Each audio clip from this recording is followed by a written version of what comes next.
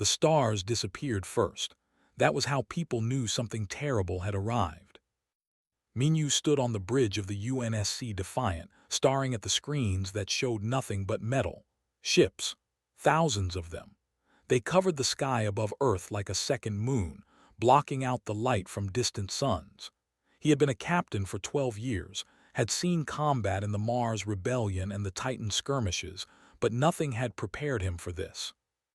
"Sir, we're receiving a transmission," his communications officer said. Her voice shook slightly.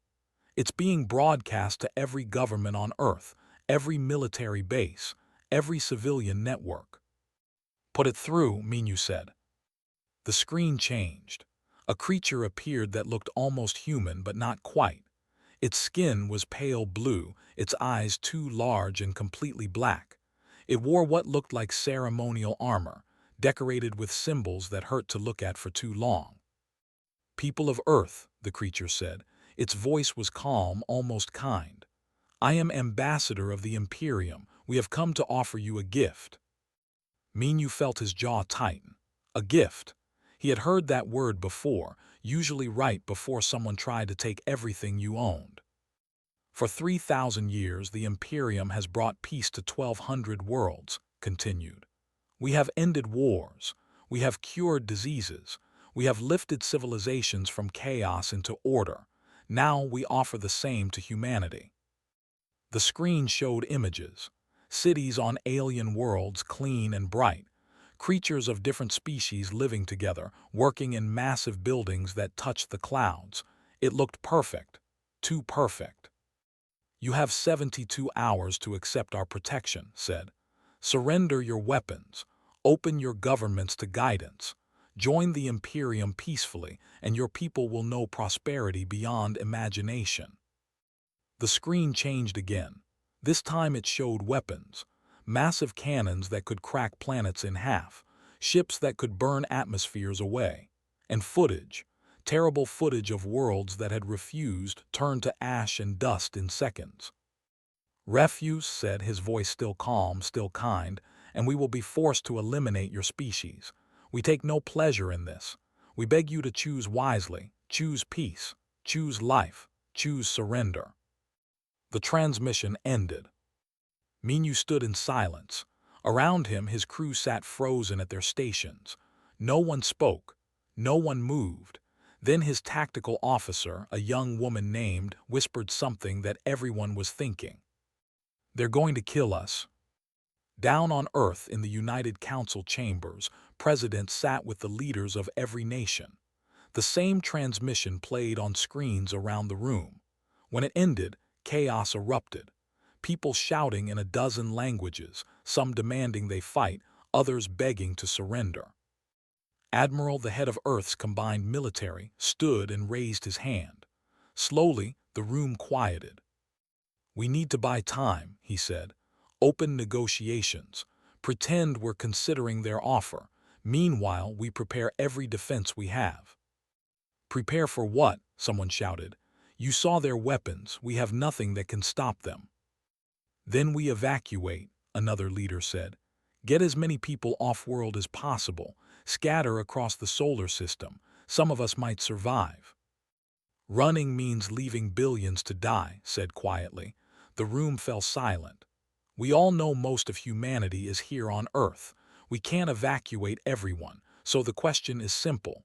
Do we surrender or do we fight?" "Fighting is suicide," a military general said. "Surrendering is slavery," replied. "I've read the reports our intelligence gathered on the Imperium. The species they protect are not partners. They're servants, second-class citizens in their own worlds. Our children would grow up as slaves and their children after them forever." In a small research facility in Seoul, Doctor studied the transmission for the 100th time. She was someone who studied alien cultures, and something about them bothered her. "Look at this," she called to her colleague. Came over, adjusting his glasses. "What did you find?" "Watch how speaks, his body language, the way he presents their weapons." She played the footage again. "He's not threatening us, he's trying to scare us into submission." "That's the same thing." No, said, excitement creeping into her voice. A threat means I will hurt you. This is different. This is look how much I could hurt you, so please don't make me. There's a desperation in it. You think they don't want to fight?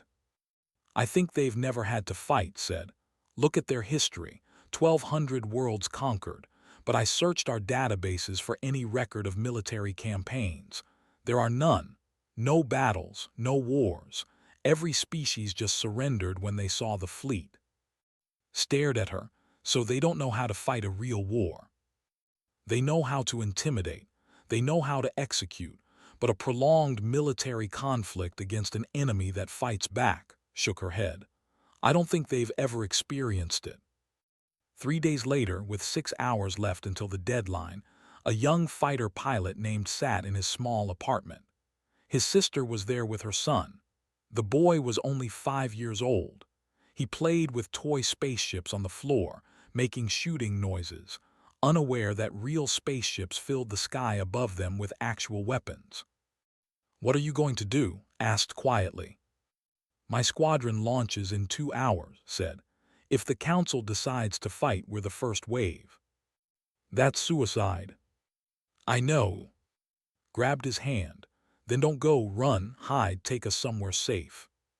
Looked at his nephew playing on the floor. If we surrender, what kind of life does he have? Growing up as a servant, never free, never able to choose his own future. At least he'd be alive. Would he? Pulled his hand away gently. I've been reading about the Imperium, the species they've conquered. They're alive, yes, but they're not living. They exist to serve interests. Is that really what you want for? Didn't answer. An hour before the deadline, did something unauthorized. He broadcast a message on every civilian network he could access. His face appeared on screens across Earth. My name is, I'm a fighter pilot. In 1 hour they expect our answer. I can't speak for our governments, but I can speak for myself. He paused, choosing his words carefully. They think we're like every other species they've conquered. They think if they scare us enough, we'll just give up. They're wrong. He leaned closer to the camera. Maybe we can't win. Maybe we all die. But I'd rather die fighting for freedom than live on my knees. I'd rather my nephew inherits ashes than chains. They are bullies, and there's only one language bullies understand. The transmission ended. Within minutes, the message went viral. People shared it. Soldiers watched it. Government leaders saw it. And on the flagship, Ambassador watched it too, confusion clear on his alien face. When the deadline arrived, President stood before the cameras. Behind her, every leader of Earth stood united. Ambassador, she said calmly, we have considered your offer. Our answer is no. On the Defiant, Minyu received the order he'd been dreading and hopping for at the same time. All ships prepare to launch. Target the fleet. Around Earth, thousands of ships lifted off. Military vessels, civilian transports fitted with weapons, old mining ships loaded with missiles. It was a pathetic force compared to the Armada, but it was everything humanity had. Minyu looked at his crew. They were terrified, so was he. Well, he said, trying to smile, let's show these bastards what happens when you threaten Earth. The ships accelerated toward the fleet, and for the first time in 3,000 years, faced an enemy that chose war over surrender. The first battle for Earth had begun. The battle lasted 4 hours. When it ended, 70% of Earth's fleet was gone. Minyu's ship, the Defiant, survived. Barely. Half his crew was dead. The bridge smelled like burned plastic and blood. Through the main window, he could see the wreckage. Thousands of human ships, torn apart by weapons that were more advanced than anything Earth had ever built. Sir, they are pulling back, reported. She had a burn across her face, but she stayed at her post. They're returning to high orbit. Casualties? Minyu asked. 73% of our forces destroyed. 14,000 ships lost. Estimated 200,000 personnel dead. Minyu closed his eyes. 200,000 people, gone in 4 hours. And what had they accomplished? He pulled up the tactical display. "Show me losses." Hesitated. 17 ships damaged, 2 destroyed. 2. They had lost 14,000 ships to destroy 2 enemy vessels. The numbers made Minyu want to scream, or laugh. He wasn't sure which.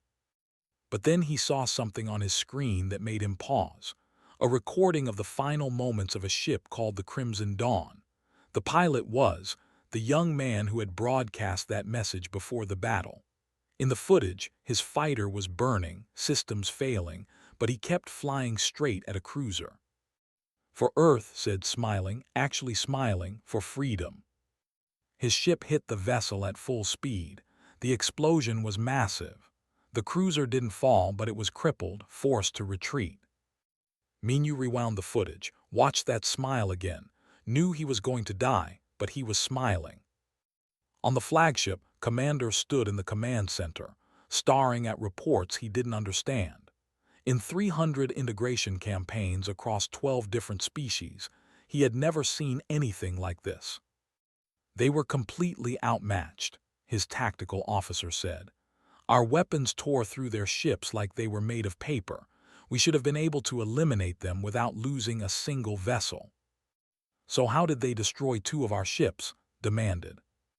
"They rammed them, sir, deliberately. Pilots flew damaged ships directly into our vessels at full speed. Some of them were still transmitting when they hit. They were laughing." Felt something he hadn't experienced in his long career, confusion.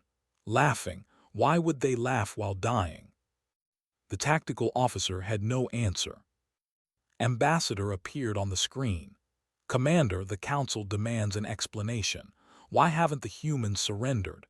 We demonstrated our superiority. We destroyed most of their fleet. By every historical precedent, they should be begging for mercy now." "I don't know," admitted. "Ambassador, in all your studies of primitive species, have you ever encountered one that chose mutual destruction over survival?" "No," said quietly, "never." Down on Earth, the governments met again. The mood was grim. Admiral stood at the head of the table, his uniform dirty from helping with rescue operations. "They're offering us another chance to surrender," he said. "Same terms as before." "How generous," President said bitterly. "They killed 200,000 of us and then offer to let us live as their slaves." "We can't win a conventional war," someone said. "The math doesn't work. Even if we build more ships, we can't match their technology." "Then we don't fight a conventional war," said. She pulled up a file on the main screen. It was marked Project Ember. "Total mobilization," she explained. "Every person who can hold a weapon gets trained. Every factory converts to war production. We don't try to match their fleet. Instead, we make them pay for every inch of space they take. We hit their supply lines. We ambush their patrols. We make this war so costly that they give up." "That could take years," said. "Decades even. The casualties would be enormous." "Do you have a better idea?" asked. The room fell silent. "I'll take that as a no," said. "We start immediately. Admiral, I'm authorizing Project Ember. Make it happen." In her laboratory, Doctor worked through the night. The military had brought her pieces of destroyed ships, and she studied every component with fascination. "Their technology is incredible," she told, "centuries ahead of ours, but look at this." She pointed to a shield generator. "The frequency rotation is completely predictable. It follows a pattern." "Why would they make it predictable?" "Because they've never needed to make it complex," said. "Think about it. If every enemy surrenders before firing a shot, why waste resources on sophisticated defenses? They optimized for intimidation, not actual combat." Leaned closer. "Can we exploit it?" "Maybe. If we can match the frequency at the right moment, we might be able to collapse their shields. Only for a second or two, but a second is enough to fire a weapon," finished. "This could change everything." "It will take time. We need more data, more samples." "Then we'll get them," a voice said from the doorway. Captain Minyu stood there, his uniform still stained from the battle. "Doctor, Admiral sent me. Whatever you need, you get it. Samples, equipment, personnel, this is now our top priority." 6 months passed. They remained in orbit, sending daily messages demanding surrender. Earth ignored them all. In that time, humanity transformed. Factories that once made cars now produced missiles. Civilians trained in combat. Children learned to hide in bunkers. The entire planet became a military base. And small human ships began to strike back. Sister now commanded one of these ships. She had joined the military after her brother's death, driven by grief and rage. Her ship was small, barely the size of a shuttle, but it was fast and almost invisible to sensors. "Target locked," her weapons officer said. "Supply transport, minimal escort." "Fire ordered." Missiles streaked from her ship, hitting the transport before it could raise shields. The vessel exploded, scattering debris across space. "Jump now," said. Her ship vanished before the escorts could respond. By the time they reached the attack site, she was halfway across the solar system. It was the 17th transport she had destroyed that month. They started calling her ship the Ghost. They couldn't predict where she would strike. They couldn't catch her, and every transport she destroyed meant fewer supplies for the fleet. Commander studied the reports with growing frustration. How many ships have we lost to these hit-and-run attacks? 43 in the last month, his tactical officer reported. Mostly transports and scouts, but the humans are getting bolder. Yesterday they attacked a cruiser. Attacked with what? A mining ship loaded with explosives. It rammed the cruiser at full speed. The cruiser survived, but it needed major repairs. "They're using suicide tactics," said. "Yes, sir, and it's effective. Our crews are becoming afraid to patrol alone." Couldn't believe what he was hearing. Soldiers afraid. The Imperium's military had been undefeated for 3,000 years. They conquered worlds with a glance, and now they were afraid of humans in mining ships. "What about our demonstration?" asked. "The Council authorized the destruction of their Mars colony. That should have broken their will." "It did the opposite, sir. After we destroyed Mars, human attacks increased by 40%. They're more aggressive now, not less." Sat down heavily. "I don't understand these creatures. We killed 1 million of them. We showed them we could eliminate their entire species. Why don't they surrender?" On Mars, before it was destroyed, 1 million humans had lived and worked. When the weapon fired, the colony was vaporized in seconds. On Earth, people watched it happen on their screens.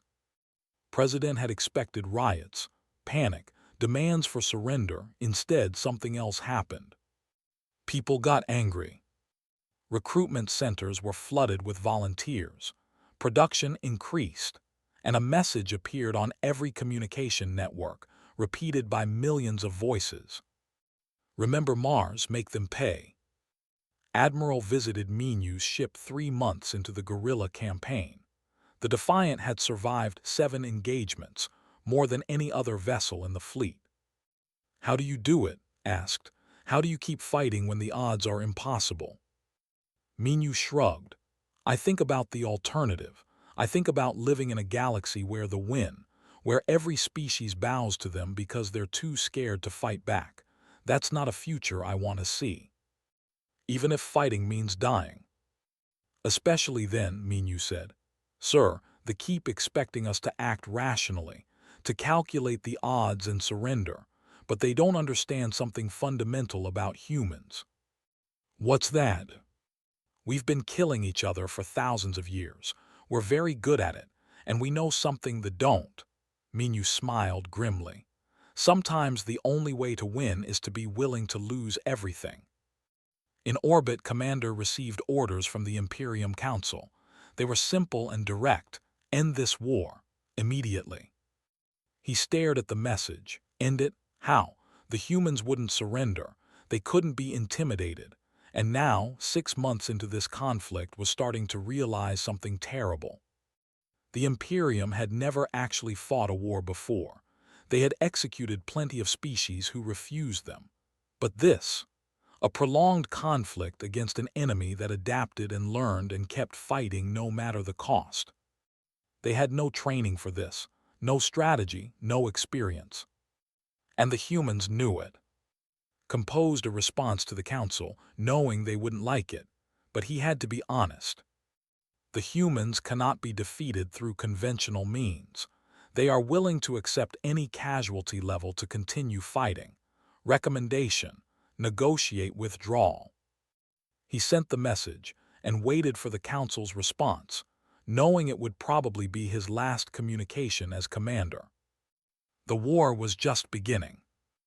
Doctor stood in the weapons testing facility, watching as her prototype fired at a captured shield generator. For 6 months she had studied their technology, looking for weaknesses. For 6 months she had failed. Until today. The weapon hummed, generating a specific frequency that resonated with the shield's rotation pattern.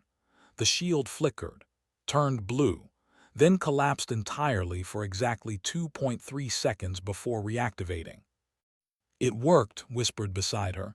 "It actually worked." 2 seconds isn't much, said, but she was smiling. "But it's enough." Enough for what? Enough to put a missile through. Within a week, every human ship was being fitted with the new resonance weapons. They called them hammers because they cracked shields like glass. The weapons were expensive and could only fire once before needing to recharge, but none of that mattered. Humanity finally had a weapon that could hurt the Admiral planned the first test carefully. He chose Titan, one of Saturn's moons, as the battlefield. They had a patrol group there, 5 cruisers and a dozen escort ships.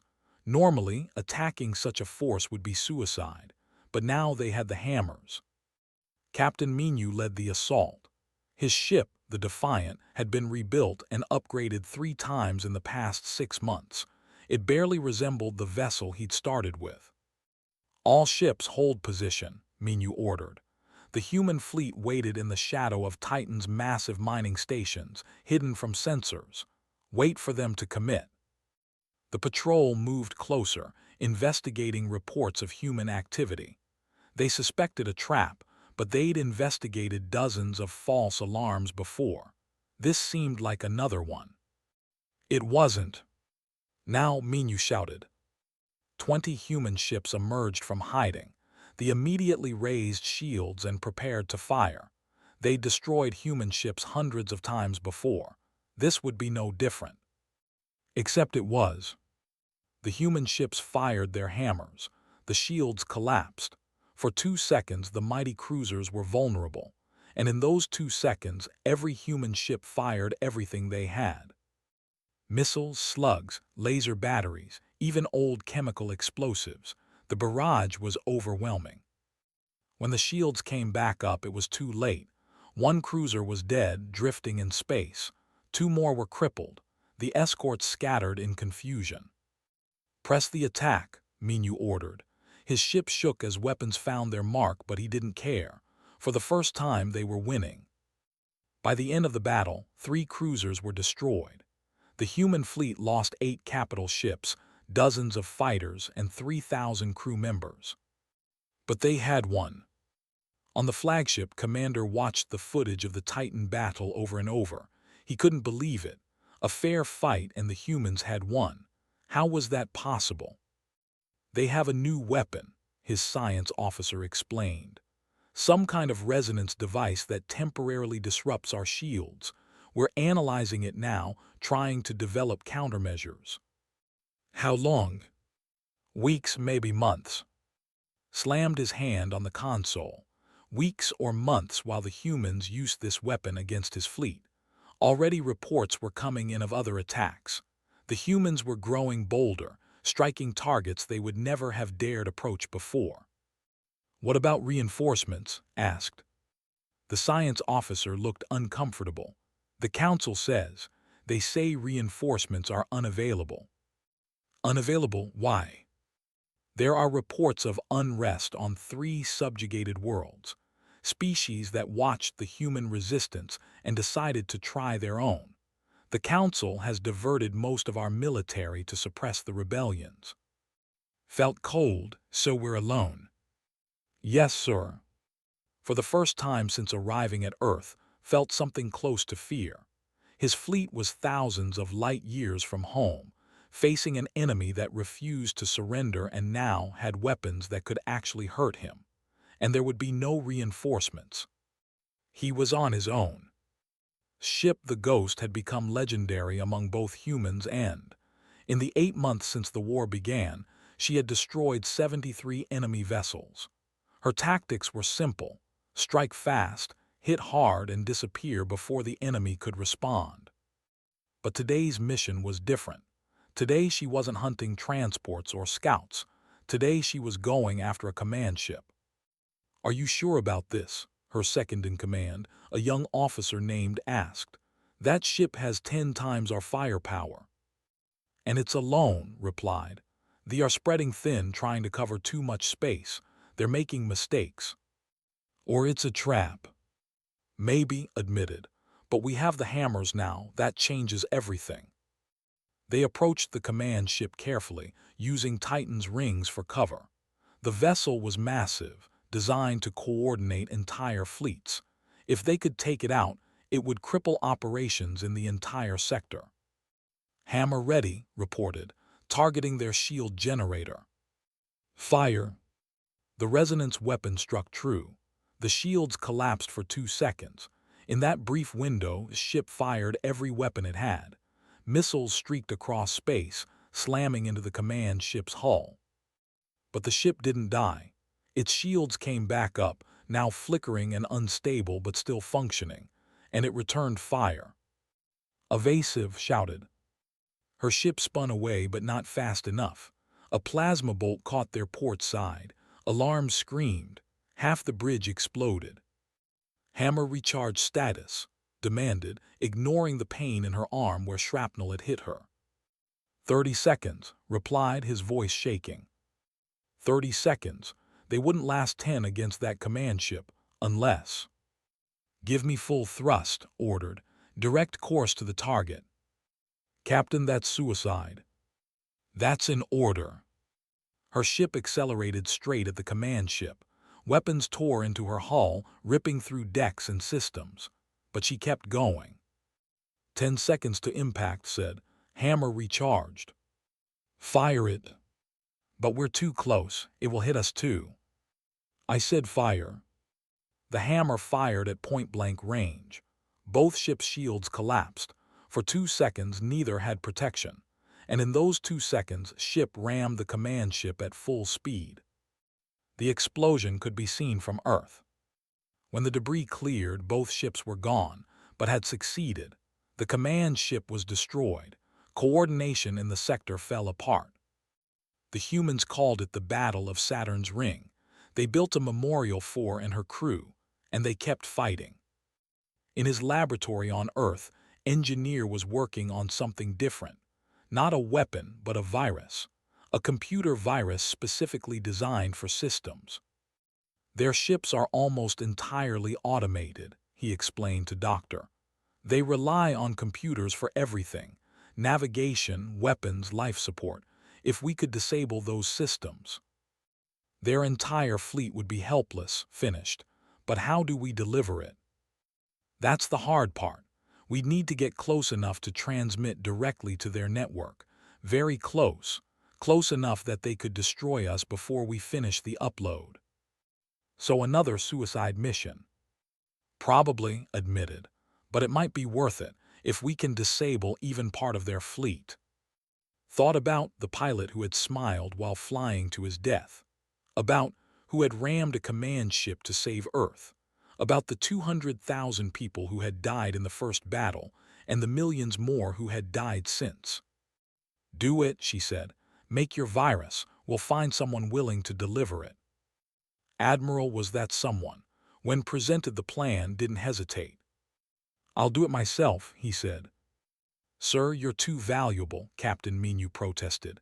"Let me go, or any of 1,000 other volunteers." "No," said firmly. "I gave the order that started this war. I stood beside President and said we would fight.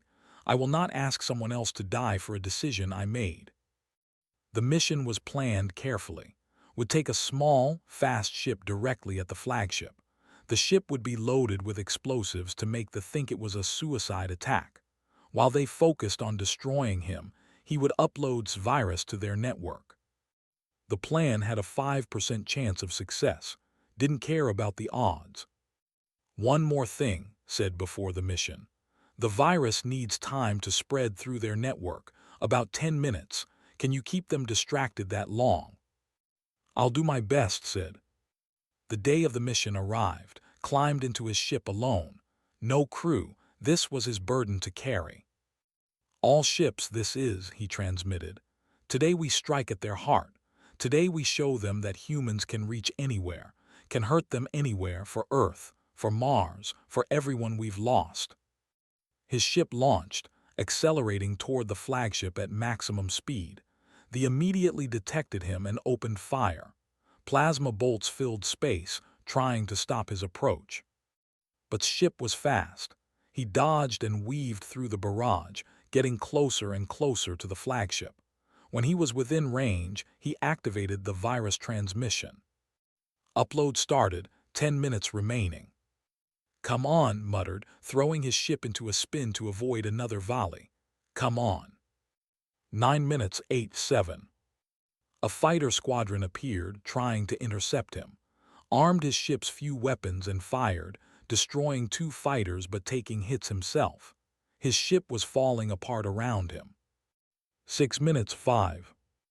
Almost there, he said to himself, just a little longer.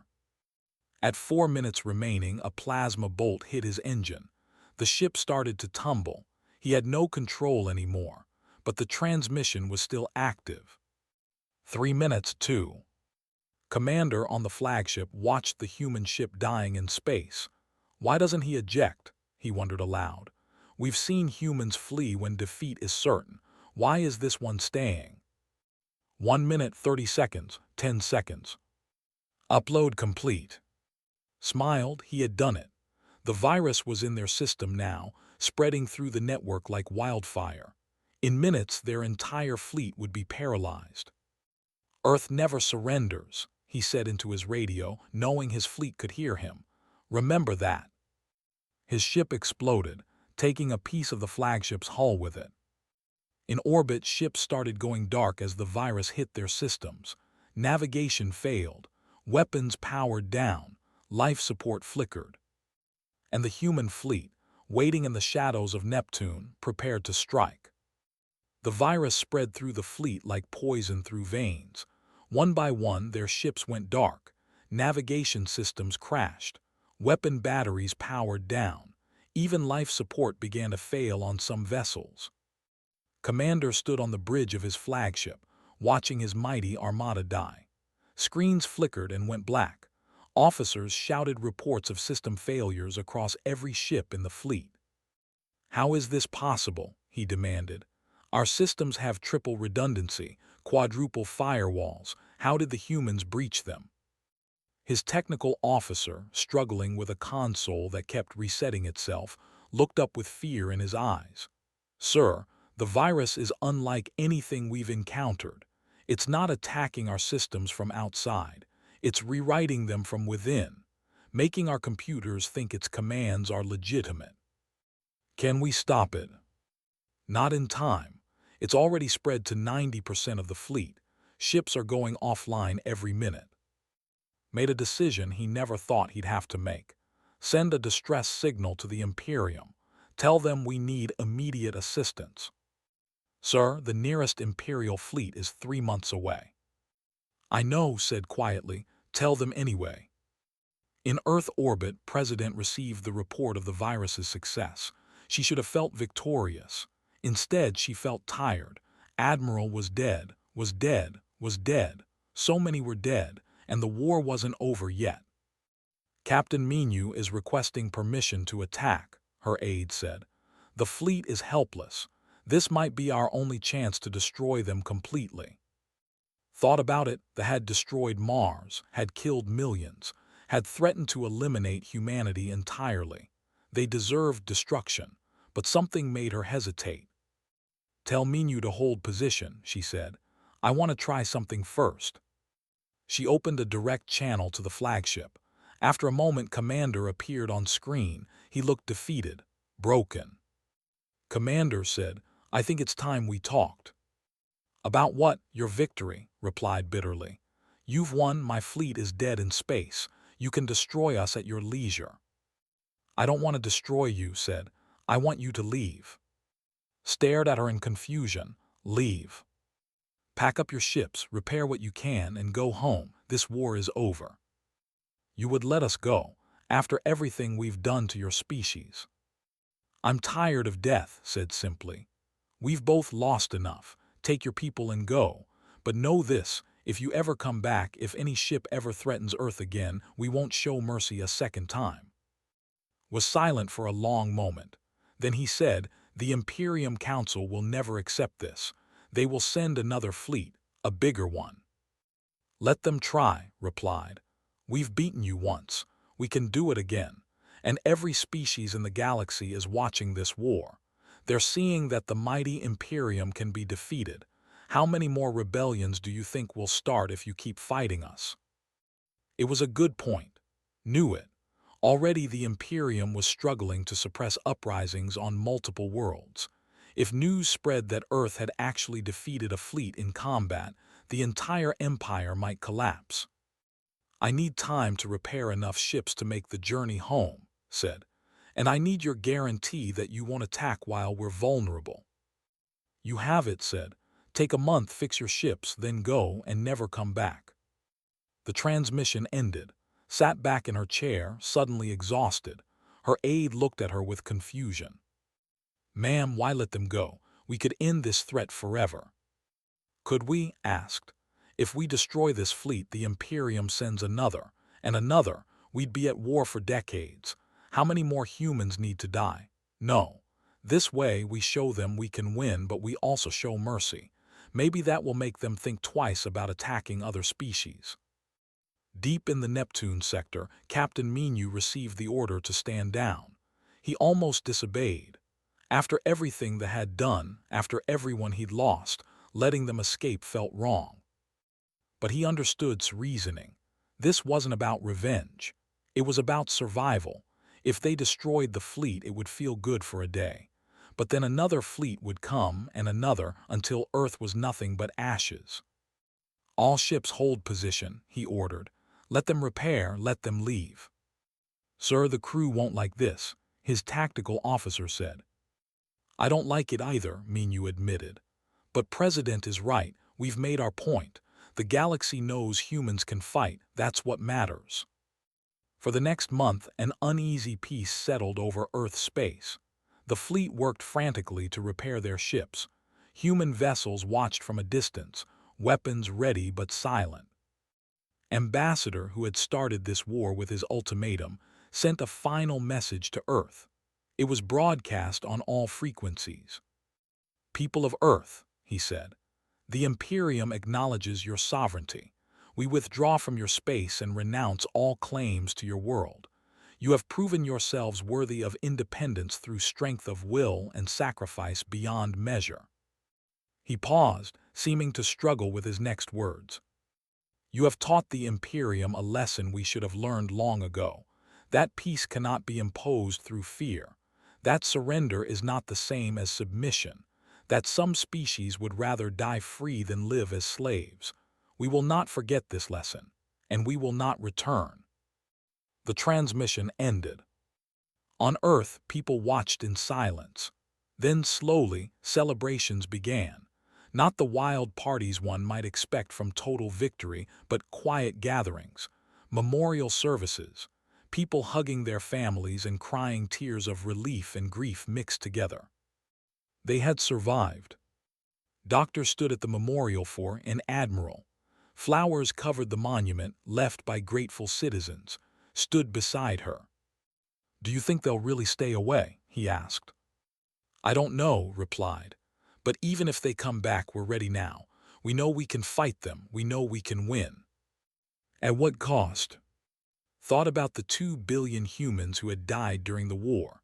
about the destroyed cities, about Mars, nothing but a dead rock now, about all the children who would grow up without parents, all the families torn apart. A terrible cost, she said, but freedom always costs.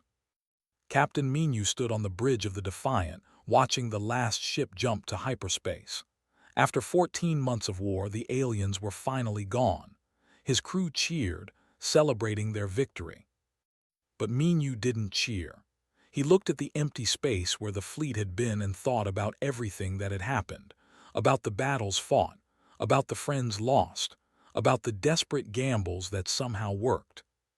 "Sir," his tactical officer said, "we're receiving a transmission from Earth. It's President." His face appeared on screen. She looked older than she had at the war's start, worn down by endless decisions and sleepless nights.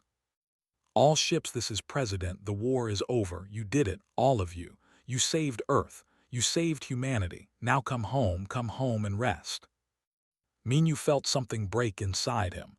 Maybe it was relief. Maybe it was grief. Maybe it was both. He hadn't cried once during the entire war. But now, with victory secured and Earth safe, he found tears running down his face. "Set course for Earth," he told his crew. "Let's go home." In the Imperium's capital, far across the galaxy, the Council met in emergency session. They had received Commander's report. They had watched the footage of the battle. They had seen their mighty fleet humbled by a species they had considered primitive. "This is a disaster," one council member said. "Our reputation is destroyed. Already 4 more species have declared independence. If we don't respond with overwhelming force, the entire empire will collapse." "And if we do respond?" another asked. "The humans prove they can fight. They prove they can win.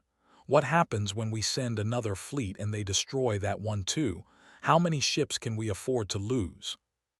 The debate raged for hours. Finally, the council reached a decision. They would not attack Earth again, not because they couldn't, but because the cost was too high. Better to let one species go free than risk losing everything in a prolonged war. But they also issued a warning. Any citizen who approached human space would face severe punishment. Earth was to be considered a forbidden zone. Let the humans have their freedom. Let them have their victory. And hope they never left their solar system. Back on Earth, reconstruction began. Cities were rebuilt, ships were repaired, families were reunited. Life slowly returned to normal, though it would never be the same. Engineer, whose virus had crippled the fleet, stood before a crowd of reporters. They asked him how it felt to be a hero.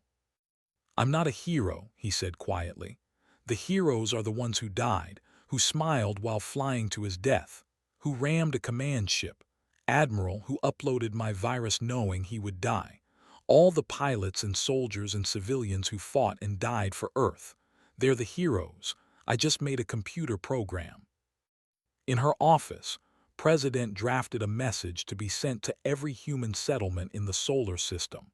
It would become known as the Freedom Address, memorized by for generations to come. "Today we stand free," she wrote, "not because they showed mercy, but because we refused to surrender. Not because we were strong, but because we were willing to pay any price for freedom. Remember this, we were offered peace at the cost of our dignity. We were offered survival at the cost of our souls. We chose war instead. We chose sacrifice. We chose freedom. And we won. Let this be a lesson to anyone who would threaten humanity. We do not surrender. We do not bow. We do not break. Come at us with war, and we will meet you with war. Come at us with ultimatums, and we will meet you with defiance. Come at us with threats, and we will show you what humans do to bullies. We destroy them." Captain Menu read the address from his quarters on the Defiant. His ship was in orbit over Earth, waiting for orders to dock at the rebuilt station. Through his window, he could see the planet below, but surviving. He thought about everything they had lost, about the friends who would never come home, about the children who would grow up in a world that knew war, about the long road to recovery ahead. but he also thought about what they had gained. They had proven themselves, not just to but to every species in the galaxy. Humans were not victims, they were not slaves, they were warriors. And they would never surrender. 3 years after the war ended, Earth looked very different. The planet had rebuilt itself stronger than before. New cities rose from the ashes of old ones. New ships, designed from lessons learned fighting patrolled the solar system. Every human child now learned military training alongside mathematics and history. Earth would never be caught unprepared again. But the greatest changes weren't physical, they were cultural. Captain Minu, now promoted to admiral and given command of Earth's entire fleet, stood in the memorial garden where statues honored the war's heroes. Admiral, 2 million others whose names were carved into black stone walls that stretched for kilometers. A young cadet approached him. Her name was, and she had been only 12 when the war started. Now she was training to be a pilot. "Sir," she said, "is it true you fought in the first battle, when we lost most of our fleet?" "Yes," Minu replied. "What was it like?" Minu thought about how to answer. He remembered the fear, the desperation, the way had smiled while dying, the way everything seemed hopeless and yet they fought anyway. "It was terrible," he said honestly. "We were outmatched in every way. We knew we would probably die, but we also knew that surrender wasn't an option, so we fought." "My teacher says that's what makes humans different," said, "that we'd rather die than submit. Is that true?" "I don't know if it's just humans," Minu replied, "but I know it's true for us. We value freedom more than survival. Maybe that's foolish. Maybe it's noble, but it's who we are." Nodded thoughtfully. "I want to be like she was my hero. They say she destroyed 73 enemy ships before she died." 73 confirmed, Minu corrected gently. "Probably more that we don't know about. She was an exceptional pilot, but remember something important. We don't celebrate because she killed enemies. We celebrate her because she gave everything to protect people she loved. That's what made her a hero." Far across the galaxy, in the Imperium's capital, things were falling apart. The defeat at Earth had started a chain reaction. First 4 species rebelled, then 8, then 20. Each rebellion inspired others. The Imperium, which had ruled for 3,000 years through fear and intimidation, discovered that fear only works when people believe you're invincible. Earth had proven they were not invincible. Commander, who had led the failed campaign against humanity, now led the Imperium's Reformation Council. The irony wasn't lost on him. The officer who had lost to Earth was now trying to save the Empire by changing everything about it. "We can't continue as we have," he told the Council. "The old ways are dead. Species won't surrender anymore. They've seen that resistance works." "So what do you suggest?" a council member asked. "That we abandon conquest entirely?" "Yes," said. "That's exactly what I suggest. We need to become a coalition of equals, not an empire of slaves. Offer partnership instead of domination, trade instead of tribute. The other species will never trust us." "Maybe not today," admitted, "but give it time. Give them a generation. Show them we've changed. It's better than watching the empire collapse in civil war." The council debated for weeks. Finally, they agreed to try this approach. The Imperium officially became the Commonwealth, and all subjugated species were offered true independence. Some accepted. Some refused, too angry at centuries of oppression to forgive. But slowly, painfully, the galaxy began to change. And it was all because Earth had said no. Doctor, now leading Earth's research division, received a surprising communication. It was from a species called who had been enslaved by for 400 years. They had recently won their independence. "Doctor," the ambassador said, "we wanted to thank humanity. You showed us that they could be defeated. You gave us hope. Because of Earth, we are free." Felt tears in her eyes. "We didn't fight to inspire others. We fought to survive." Perhaps, the ambassador replied, but you did inspire us anyway. You proved that freedom is worth any cost, that sacrifice matters, that the strong can be defeated if the weak are willing to stand together. We will never forget what humanity did. The transmission ended, but more came. Species after species reaching out to Earth, thanking them, asking for advice, wanting to form alliances. Humanity had gone from being alone in the cosmos to being the galaxy's symbol of resistance. President, still in office 3 years later, though she looked a decade older, met with her advisors to discuss Earth's new role.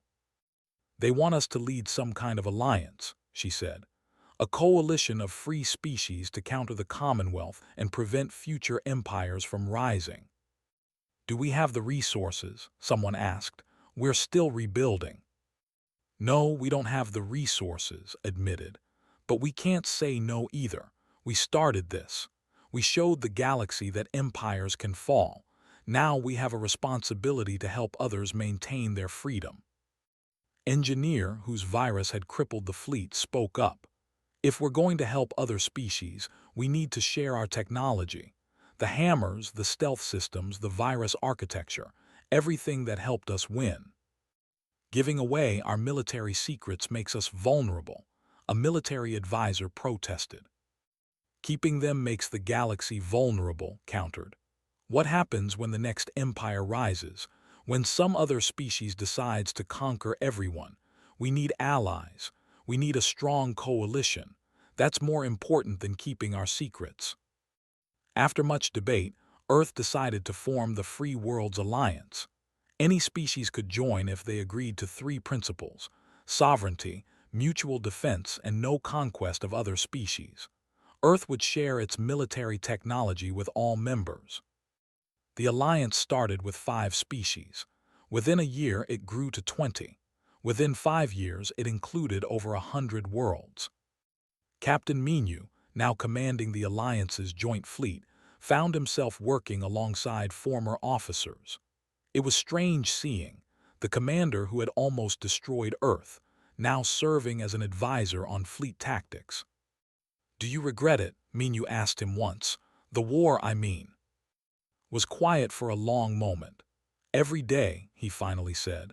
We killed millions of your people for no reason except pride. We destroyed your Mars colony. We threatened to exterminate your entire species. Yes, I regret it. Then why help us now? Because I learned something from you, replied. I learned that being strong isn't the same as being right. The Imperium was strong, but we were wrong. You were weak, but you were right. And in the end, righteousness matters more than strength. On Earth, in a small school in rebuilt Seoul, a teacher named taught history to children who had been born after the war. They learned about the ultimatum, about Smile, about sacrifice, about Admiral's final mission. One student raised her hand. Teacher, why didn't we just surrender? We could have saved all those lives. Had expected this question. She pulled up an image on the classroom screen. It showed humans living under rule on another world. They worked in factories. They bowed to alien masters. They had food and shelter and safety. But their eyes were empty. This is what surrender would have looked like, explained. Yes, we would have survived, but would we have truly been alive? Would you want to grow up knowing you could never choose your own future, that you existed only to serve others? The student thought about it. No, she said quietly, I wouldn't want that. That's why we fought, said. Not because we wanted to kill, not because we loved war, but because some things are worth dying for. Freedom is one of them. 15 years after the war, Minu retired. He was old now, tired.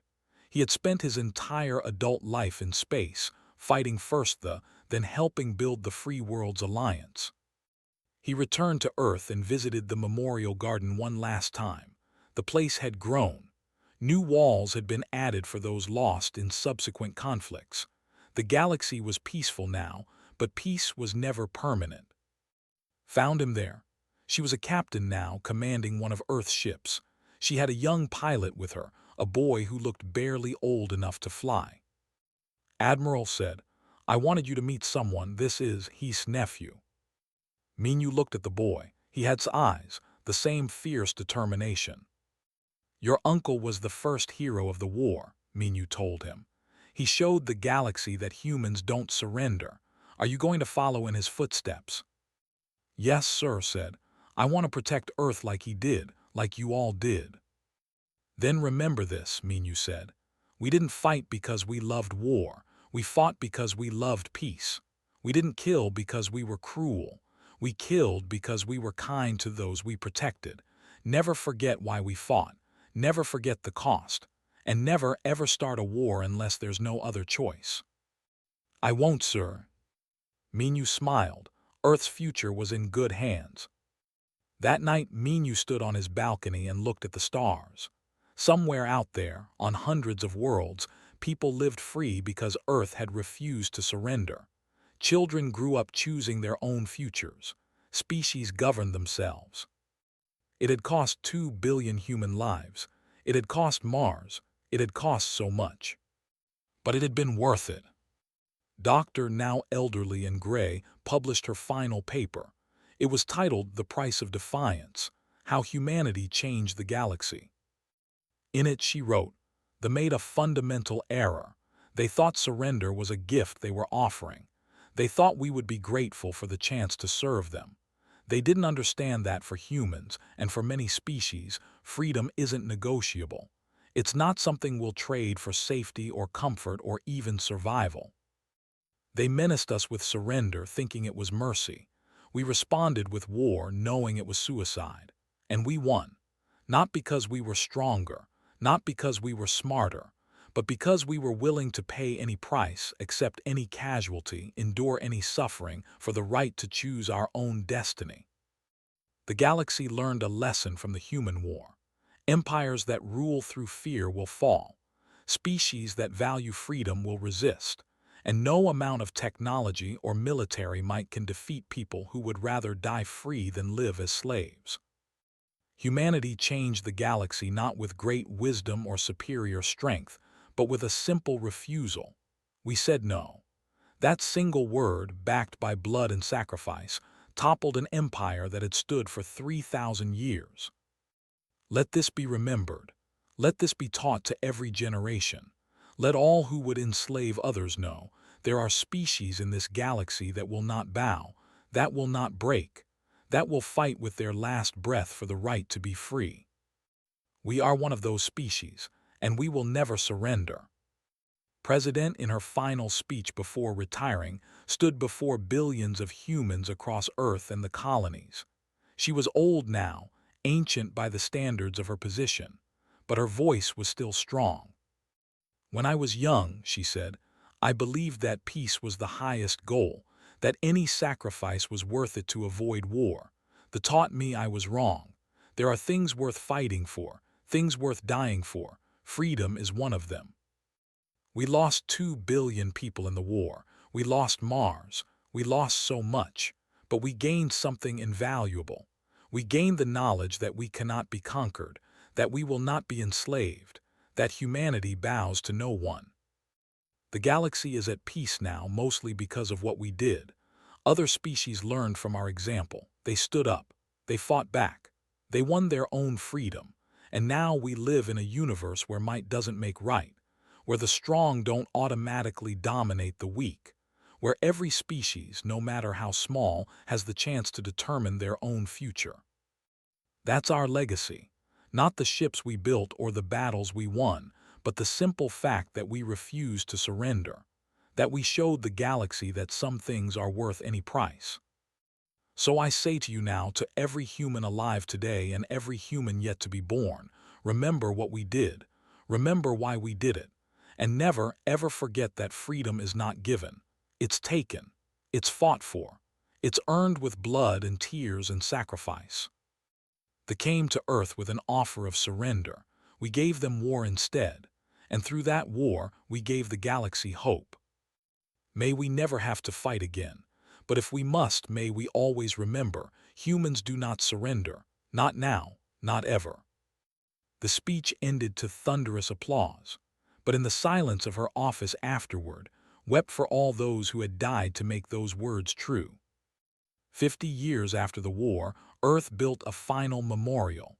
It wasn't on the planet itself, but in space, at the exact point where ship had exploded against that first cruiser. The memorial was simple, a beacon that broadcast a single message in every known language, over and over forever. Here humanity said no. Here we chose war over slavery. Here we proved that freedom cannot be taken from those willing to die for it. Let all who pass remember, we did not start this war, but we finished it. We did not seek glory, but we found it. We did not want to kill, but we were willing to, because freedom is worth everything. Remember us. Remember what we did, and never surrender. The message echoed across the stars, a permanent reminder of the day humanity refused to bow. And in every human heart, from Earth to the furthest colonies, that same message lived on. Never surrender.